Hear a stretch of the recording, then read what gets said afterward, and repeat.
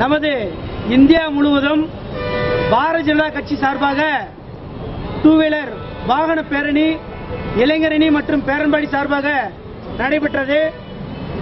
மேலும் நடைபெற்றுக் கொண்டிருக்கிறது.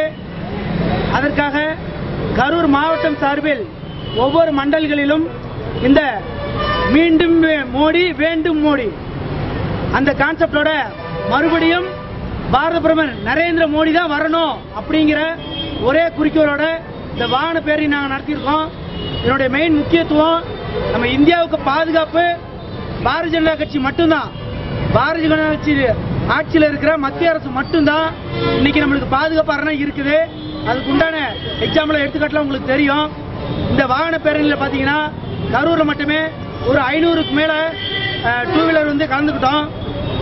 நாங்கள் கரூர் சுற்றி அனைத்து இடங்களிலுமே மீண்டும் மோடி வேண்டும் மோடி, ஆள போவது யாரு மோடி சர்க்கார் பாரு, ஜெயிக்க போவது யாரு மோடி சர்க்கார் பாரு, அடுத்த பிரதமர் யாரு மோடிய பாரு அப்படிங்கிற கோஷத்தோட இன்னைக்கு நாங்க கரூர் முழுவதும் நாங்க வாகன பேரணியில கொடியை பிடிச்சுக்கிட்டு கோஷம் எழுப்பிட்டு அனைத்து பொதுமக்களையும் முன்னாடியுமே மீண்டும் மோடி வேண்டும் மோடின்னு சொல்லிட்டு கோஷம் எழுப்பிட்டு போனோம்.